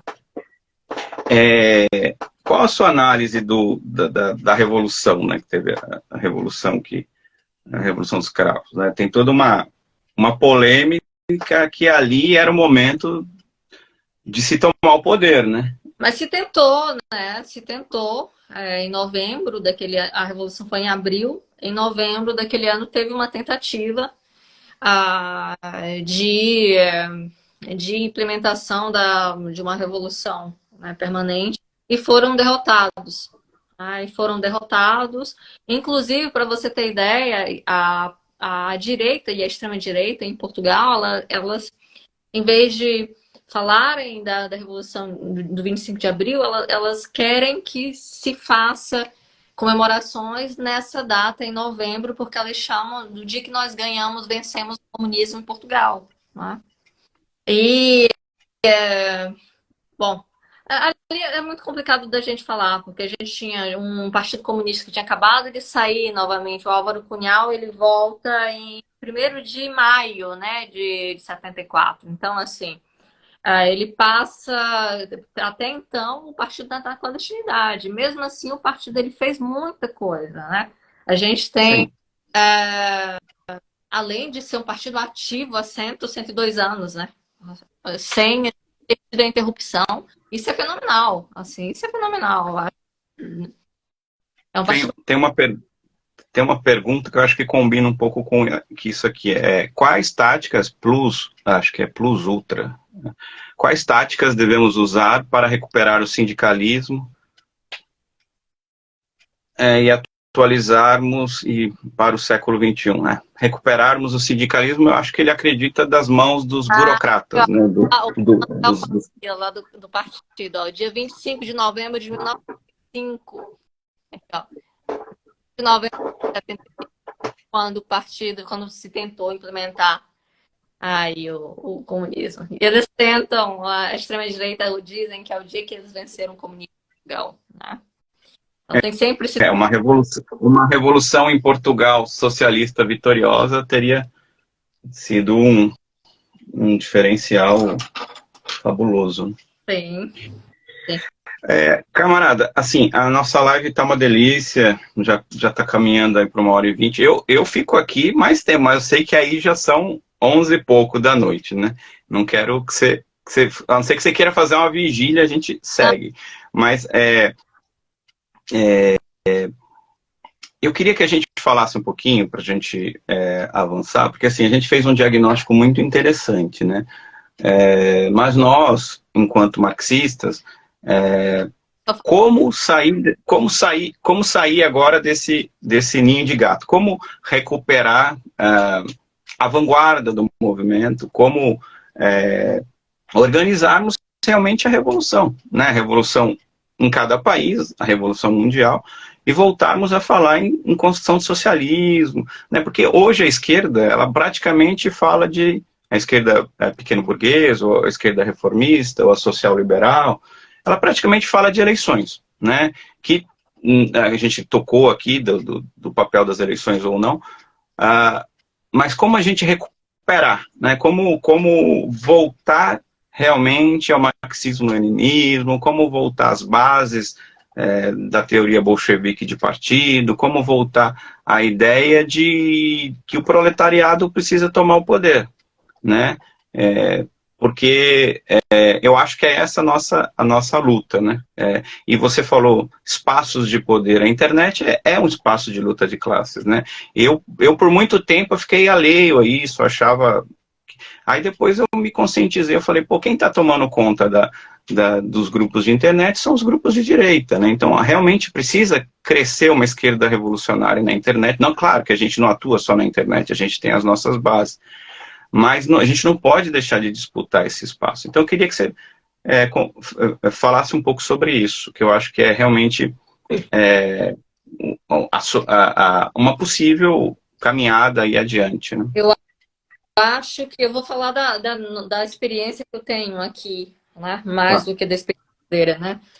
Eu acho que falta, acho que a gente tem que primeiro nos atualizarmos também em muitas questões, voltarmos a refletir sobre muitas estratégias que não podem ser as mesmas lá.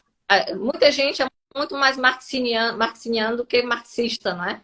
Assim, pega, lê Marx e acha que é uma Bíblia e faz, inclusive, uma análise de estratégias, etc., muito anacrônica, muito que não dá, isso não dá. A gente tem que pensar, como você falou, a gente tem que voltar ao materialismo histórico dialético, né? Sim, sim, Não só não deixar só para teoria o materialismo, né?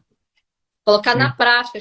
Nesse momento aqui, o que a gente vai fazer para poder nos apropriarmos de todos os instrumentos para a nossa vida? Você falou da internet, a gente demorou muito, muito para poder entender isso. E mesmo assim, de vez em quando, a gente tem um cyberativismo, né? Sim. De internet, comunismo de Twitter, que até eu já tive essa fase de criticar. Eu faço. Eu, além da militância de rede, eu faço militância de campo, né? Sim. Eu pretendo ser na coletivo, de praça, né? Eu acho importante isso. É importante a gente Fundamental. praça e sem assim, na rua, a gente não vai conseguir nada. Mas Sem dúvida. a internet também é uma praça atualmente, né? A internet é Sim. uma praça. E mais ainda, como a extrema-direita ela se apropriou de tudo quanto é instrumento para poder levar a palavra dela, né, messiânica, para as pessoas, a gente também tem que usar todos os meios. O próprio Marx, né, voltando no Eco, Humberto Eco, quando faz uma análise do Manifesto Comunista, ele fala, olha aqui como eles foram inteligentes, né? Ele começa a analisando assim, olha aqui como eles foram inteligentes. Eles pegaram o que estava na moda na época, que era o romantismo, eles começam já utilizando, né? Tem um fantasma assombrando, já do romantismo, porque era popular, né? E fazem, tecem muito parecido com os textos literários. E tinha que ser de uma linguagem muito acessível Sim. aos trabalhadores. O Eco tem esse texto que é excelente, né? E isso é uma Eu não estratégia. Então, li. Eu não li esse texto dele. É um texto só sobre o Manifesto Comunista. acho que é o estilo como foi escrito o Manifesto Comunista, do Humberto Eco, esse Eu, texto. eu vou ler, não li. Pequeno, mas muito interessante. Ele fala da estratégia que o Marx e o Engels tiveram em escrever, pensando na audiência, no público, nas pessoas que iam ler aquele texto e como ele foi construído para impactar mesmo, né? Para impactar, usando muito uma técnica ali que era dos afetos, né? Achar Sim. que algo parecido com um folhetim, mas levar a sério, mais para seduzir. Era essa a questão, mais para seduzir, para convencer o trabalhador daquilo ali. E é interessantíssimo. Eu acho que falta muito isso, né? Eu vejo. E falta a gente levar mais a sério também a questão do marxismo-leninismo, né? Essa questão mesmo que o Lenin falou, que a gente tem que estudar e tem que ir para a praça. Não pode ser uma coisa sem a outra, né? Você tem que equilibrar os, Sim, né? Isso é essencial. Muitas coisas também, eu vejo em Portugal, mas também no Brasil, muita coisa que foi produzida sobre marxismo nos últimos anos não foram traduzidas. Não foram traduzidas e vice-versa também, né? Não tem uma circulação grande, né? E isso também é essencial. E é essencial que a gente tenha acesso, que as pessoas possam ter acesso a isso. A internet é um ótimo meio, porque é um meio, entre aspas, barato. A, a Jodie Jean, que é marxista-leninista, a Jodie Jean fala muito dessas questões também. Né? Aliás, a Jean, ela é um exemplo de professora que está na universidade, que faz trabalho de partido. Né? Então, os trabalhos dela realmente são muito bons, porque não é só aquela coisa de uma acadêmica que está vendo as coisas de um modo teórico. Né? Então, essa questão do identitarismo, ela tem um livro que é muito interessante, o primeiro livro dela, que é sobre identitarismo, e ela explica como dentro dos nossos grupos a gente pode usar de uma maneira estratégica algumas ideias que vieram de grupos identitários mesmo. Não sendo identitário, a gente pega uma ideia boa e utiliza a experiência, que foi experiências que foram bem sucedidas para nossa luta, sabe? E isso é interessantíssimo, isso é interessantíssimo. O modo como ela faz. Diferente de muita gente que diz que é marxista, mas não está dentro de um partido, nunca foi numa praça, nunca conheceu a comunidade, nunca fez trabalho de base, nunca foi lá nunca conversar. foi numa assembleia, nunca foi numa assembleia. E quando Exato, nunca foi na Assembleia, mas só o que tem, a gente vê quantos intelectuais de esquerda que nós temos, mesmo no Brasil, que Sim, nunca que faz um estudo sentado no apartamento em Copacabana, nunca pisou é. numa comunidade, né? Ou se pisou, foi ali eu sempre com aquelas duas, né? Com o obreirismo ou o vanguardismo, acho, né? Sempre ali naqueles dois extremos, né? Me permite pegar um gancho? Você falou uma coisa, assim, aqui no Brasil a gente viveu a fase do horror, né, que é a fase do inominável, e agora a gente está em Nárnia. A esquerda pequeno burguesa no Brasil está em Nárnia. A internet está bonitinha, é só memezinho do Bolsonaro, mas assim, não vejo uma crítica da esquerda pequeno-burguesa ao governo. Eles confundem o seguinte, nós não podemos, olha o nível de pequenez intelectual, nós não podemos criticar o governo Lula. Toda vez que eu coloco um post referente a uma crítica ao governo Lula, e eu faço com constância, eu perco seguidores. E eu estou nem aí, não estou aqui para ter seguidor. Porque eles entendem que você não... É a falta de compreensão do materialismo dialético, é a falta de compreensão da crítica e autocrítica, é a falta de compreensão de princípios básicos do marxismo. Aqui no Brasil, e essa esquerda está toda feliz que o governo Lula está aí, a direita já está preparando um projeto, e São Paulo tem o celeiro da extrema-direita aqui, que vai ser um Bolsonaro melhorado, um Bolsonaro polido, um Bolsonaro... Vai substituir Bolsonaro, né? A Michelle vai ser o novo Bolsonaro. Estão falando. Eu acredito que quem vai ser aqui vai ser o Tarcísio, Pode ser. governador de São Paulo. É lógico, vai ter até em 4 anos vai ter muito teste. Porque assim, a social-democracia, que é a ala mais ligada a Faria Lima, até hoje eles não conseguiram, depois que Fernando Henrique saiu, eles não conseguiram colocar uma liderança que conseguisse falar com o Brasil. Tentaram o Aécio, que era mineiro, foi um fracasso. Até quase ganhou as eleições, mas a gente sabe que era um político inexpressivo. Então, o Lula tá pisando em chapa quente. Ele sabe que qualquer deslize no sentido de agradar o capital, ele vai perder as eleições por um Tarcísio da vida, alguma coisa assim. Agora quase perdeu, né? Você vê que as eleições foi bem pareia, não foi com ampla. Então essa esquerda que está na internet toda feliz, que está em Nárnia, foi por isso que eu fiz o L e babá, essa esquerda, ela está perdendo a capacidade de crítica. Se você votou nulo ou votou no Lula, eu falo assim, não me interessa. A questão é qual a sua posição daqui por diante. Né? Porque o comunista tem que fazer isso. Ele tem que analisar a materialidade concreta. Ele tem que analisar o que está acontecendo hoje.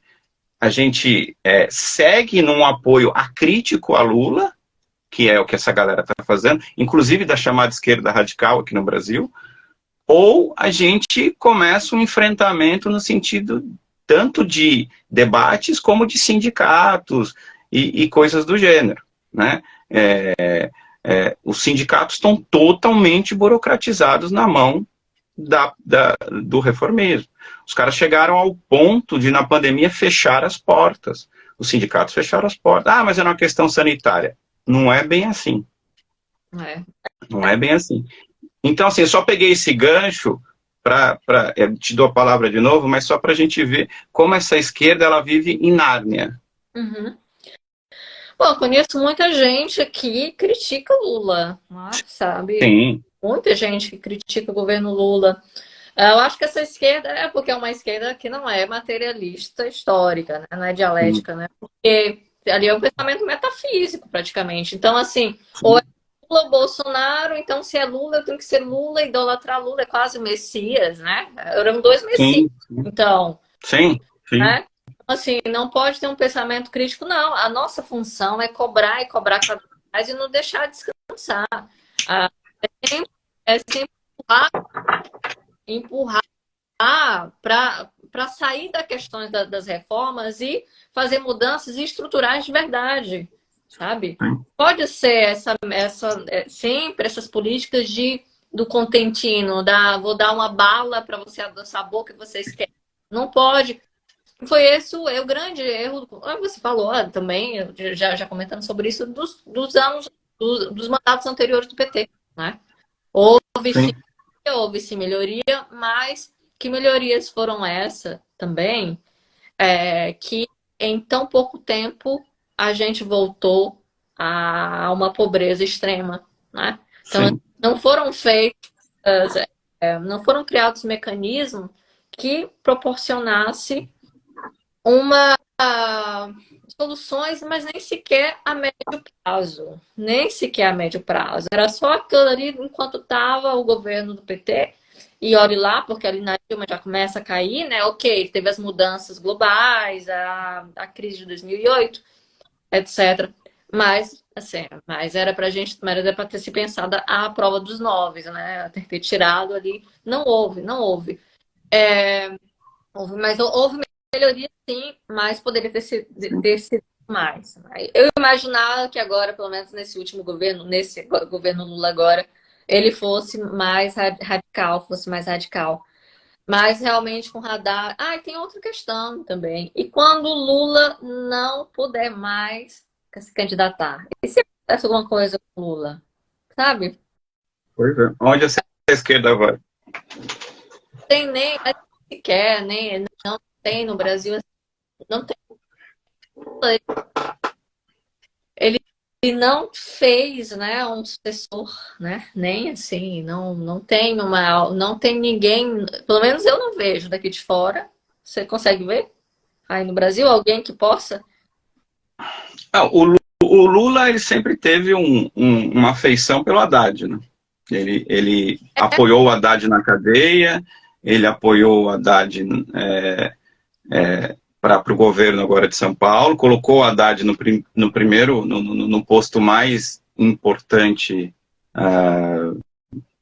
do Estado, né? Tirando o presidente, é o ministro da Economia, né? Ele que manda no dinheiro, né? Mas o Haddad não tem, eu nunca vi o Haddad o povo inteiro, é muito...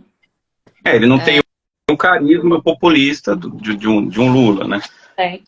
Não sei, é um debate, né? a política brasileira ela é bem centrada na figura do Lula, né? E a burguesia sabe disso, né? O Lula teve agora o amplo apoio da burguesia, tanto é que essa frente ampla é isso, é o amplo apoio da burguesia, né? Você falou uma coisa fundamental. O primeiro governo do Lula, quando você começou falando da sua história, você falou dos programas contra a fome. Me é muito sintomático uma pessoa que está longe de ser um revolucionário radical, que é o Frei Beto. Uhum. O Frei Beto ele foi para a pasta, ele é amigo do Lula, amigo pessoal, então, ele foi para a pasta do combate à fome. Ele ficou um ano. Aí depois de muita polêmica, foram entrevistar o Frei Beto, né? Por que ele tinha saído, né? E ele acabou falando, ele falou, olha, porque eu tinha uma expectativa e ela foi totalmente frustrada. Eu não lutei tudo que eu lutei por aquilo que era o que me colocavam na mesa, entendeu? E é isso, né? Então, assim, manter a conciliação de classes é o grande papel do reformismo no Brasil, agora no Chile. Só que, assim, a extrema-direita não é boba. A extrema-direita está crescendo. Você viu agora o Chile já teve a maioria de extrema-direita, já fazendo parte do parlamento. Aqui no Brasil, a extrema-direita está se organizando, né? É o que eu falo, quando a esquerda não age, quando não há luta de classes, quando não há movimentos legítimos de luta, que, na verdade, a luta não é no parlamento. O parlamento é um dos lugares onde você pode usar como tribuna, que é o que a gente conversou de Lenin, né? Mas aí o que acontece? Acontece o crescimento desses grupos e a burguesia vê eles com bons olhos. Tanto é que a cada quão de momento, um governo de extrema-direita é tirado da cartola para fazer a administração do capital, né? Aqui foi feitas as reformas, contra-reformas, né? O governo Bolsonaro ele foi muito eficiente no sentido de contra-reforma, né? De destruição de direitos trabalhistas, né? E Lula assume agora sem tocar no assunto, porque isso é um pacto que ele fez com a própria burguesia, sem tocar no assunto de revogar essas reformas. Não vai revogar a reforma trabalhista, não vai revogar a reforma previdenciária, né? Um ministro até, no começo do governo, Inocente foi falar dele, esqueci o nome do ministro que tá na Previdência, mandou calar a boca, falou, para de falar besteira, entendeu? Então é isso, né? É Nárnia, infelizmente. A gente vai seguir nesses debates, nessas lives, lutando no movimento, você e tanta gente boa, como você falou, tem muita gente realmente fazendo essa análise, e é bom que faça, né? Porque uma esquerda marxista precisa estar politizada, não pode estar nesse nível. E se habituar também a um pensamento crítico, né? É um pensamento... Sim. E tentar... o que falta realmente maior empenho em... Não é nem que falta empenho, porque tem bastante empenho em fazer esse tipo de alerta, né? Mas quando a gente faz uma crítica, não é uma crítica pessoal, né, ao Lula. Não é uma crítica ao sistema, uma crítica pensando... Não é para destruir o Lula como sujeito. A gente até... Não. Eu tenho até simpatia pelo Lula, assim, né? Entre aspas, né? Eu tenho até simpatia pelo Lula, mas é o nosso papel fazer... É o nosso papel fazer... Sim. Não críticas infundadas. Quando ele faz uma coisa boa, eu falo também. A gente acabou de falar, teve melhorias no governo Lula, né? Etc. A gente fala, mas você tem esse pensamento meio metafísico. Então, ele é o bem, ele não erra, os dois. O outro é o mal. Isso dos dois lados, né? Bem, o coisa, né? Trabalha tem sombras, tem coisas que precisam ser ajustadas ali. Mas infelizmente isso é em todo lugar, né? As pessoas as pessoas se habituam muito a criticar e a ver críticas a pessoas e não a ideias e ações, né? O marxista não critica, não é moralista a crítica. A crítica é política, né? A crítica é política. A gente quer saber se o programa que a gente luta e como fazê-lo, né? E tiver que ir contra qualquer governo da burguesia, inclusive reformista, a gente vai. Né? Porque a nossa crítica, a nossa luta é nos sindicatos, é nos movimentos, no movimento estudantil, nos movimentos professores, em todos os lugares onde a gente possa atuar, unir a luta identitária junto à luta de classes, né? Porque não há como fazer lutas individuais, né? Não é uma pessoa preta que chega a um cargo de diretoria numa determinada empresa que está contribuindo para a causa do povo preto, né? O que a gente quer que o povo preto se liberte do jugo do capital, né? Como todos nós, né? Como nós todos trabalhadores. E sempre pensando que eles são 1% e nós somos 99%, né? A nossa força revolucionária está aí. O capitalismo, o socialismo é novo, né? O capitalismo ainda tá na sua fase bruta, que é a que Rosa de Luxemburgo falava, o socialismo ou barbárie.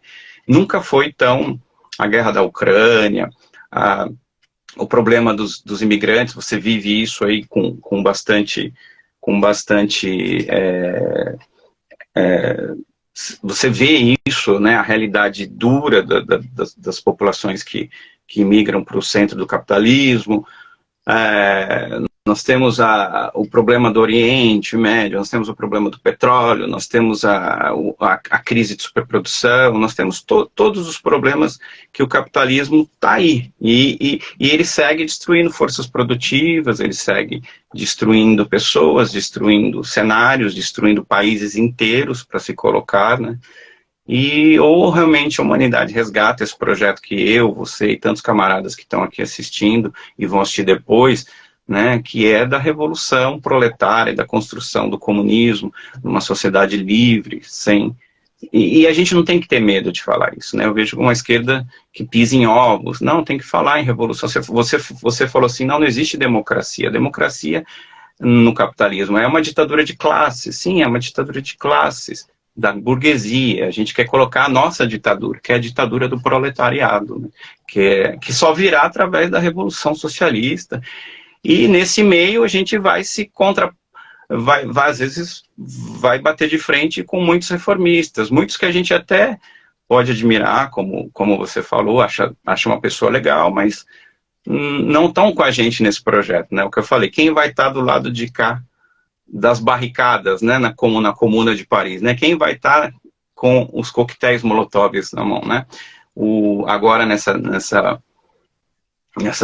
lutas que estão acontecendo na França, você deve estar acompanhando isso aí melhor que eu, algumas frases eu achei muito, muito engraçado, né? Macron, toma cuidado, a gente já colocou muita gente na guilhotina, né?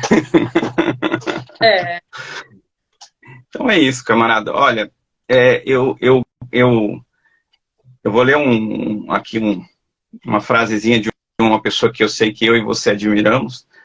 Ele diz assim, a nossa escolha não tem por que ser feita entre socialismos que foram pervertidos e capitalismos perversos de origem, mas entre a humanidade, que o socialismo pode ser, e a inumanidade que o capitalismo sempre foi.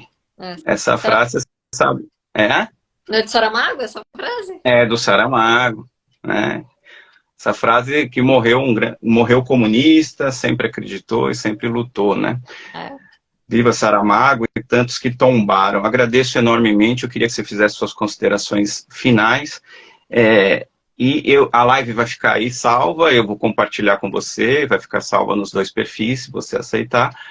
E agradeço enormemente, espaço é seu, sempre que você quiser. Quando você acabar as suas considerações finais, eu vou pedir indicação, né, uma professora, uma intelectual, uma pessoa que está, uma intelectual militante, né, porque tem um intelectual que é pejorativo, não tem, às vezes falar intelectual pode ser muito pejorativo, mas você é uma intelectual militante, você está na prática, lutando aí por aquilo que a gente acredita. Eu pedi para você deixar aí uma, duas, quantas você quiser, recomendações de leitura aí para mim e para quem nos assiste de maneira geral. Obrigado de coração. Sigamos, né? Eu que agradeço, foi muito boa conversar, muito bom conversar. Bom, eu acho que tem muita coisa para indicar de leitura, muita coisa que está sendo publicada agora no Brasil, não é? Tem um livro, inclusive, esse da semana passada, que eu participei da live, que eu fiz a mediação, que é um livro muito interessante sobre o hackerismo fanoniano, muito interessante, pela Boitempo, está saindo, do Walter Lippoldt. E é um livro que fala sobre como nós militantes, como devemos nos apropriar das ferramentas da internet para a nossa luta também, Sim, sim.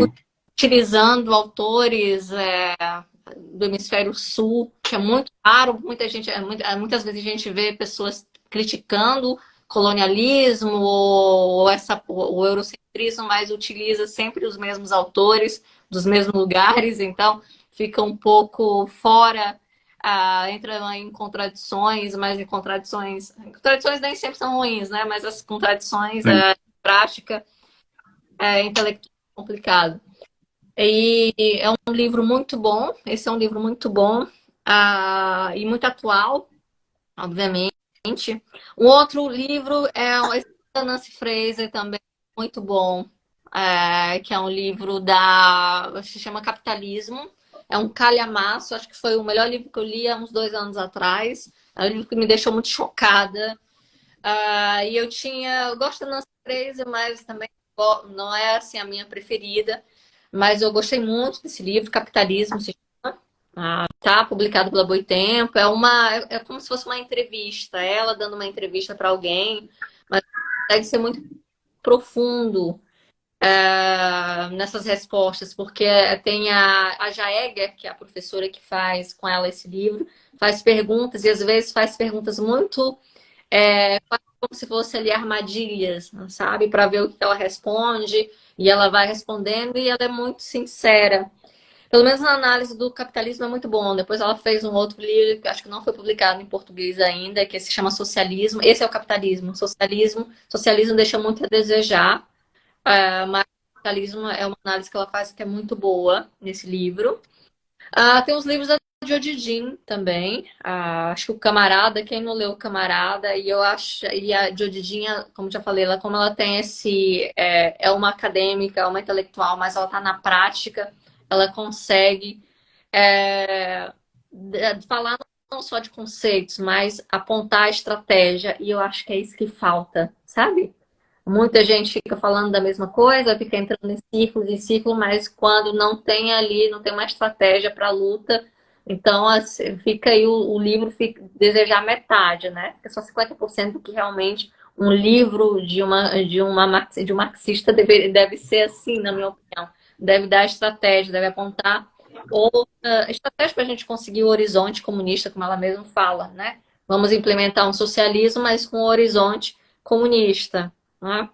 E ela é muito atual, né? E é uma pessoa que é muito ativa e se interessa muito em falar com as pessoas. Agora ela estava fazendo entrevistas aos líderes imigrantes de greves de uberização, contra a uberização. Agora ela está estudando isso. Mas tem esse livro, tem um camarada que é muito bom. Tem um livro que acho que não foi publicado em português ainda, mas está sendo, acho que pela Autonomia Literária, que é Neoliberalismo e Outras Mentiras. A Democracia Neoliberal e Outras Mentiras, é mais ou menos assim. Que é um livro muito bom. Você encontra. Não, gratuitamente não se encontra na internet. Estou pensando aqui se tem. Eu acho que são esses, né? E tem alguns de feminismo marxista, mas eu não vou indicar esses, que estão sendo também publicados agora.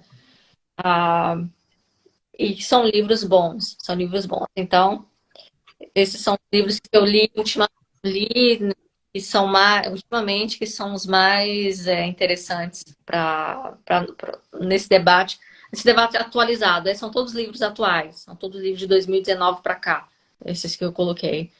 Então, eu acho que é muito interessante porque são livros que não são anacrônicos, né? Como eu falei, às vezes a gente tem muito problema de anacronismo, porque se fala de um marxismo mais pautado, às vezes, ali até os anos 50, ou até os anos 20, 30, etc., e não tem aí a experiência, né? E esse estudo mesmo, materialismo histórico dialético, e mais focado no presente, apontando aí estratégias, né, para o futuro.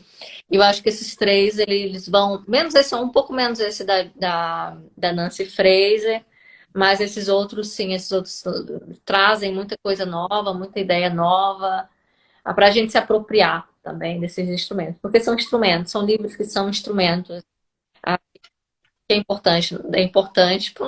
A gente não pode ficar só nessa questão das ideias, né?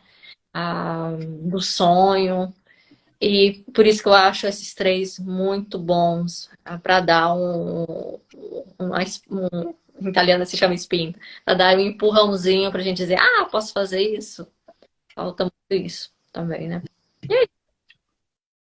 Fantástico. Obrigado de novo. Exatamente, armas de aí, Armas de luta. Sem teoria revolucionária, não há prática revolucionária, né? Já dizia Titio, né? Termino com... Você colocou o Fausto, que eu adorei. Ouçam Fausto, gente. Estou apaixonado. Eu termino com a nossa clássica internacional. Camarada, obrigado. Vou deixar compartilhada. E é isso. Sigamos. Viva o socialismo, né? Morte ao capitalismo, né? Que é a nossa grande bandeira. Sigamos. boa noite. Obrigado, camaradas. Obrigada a você.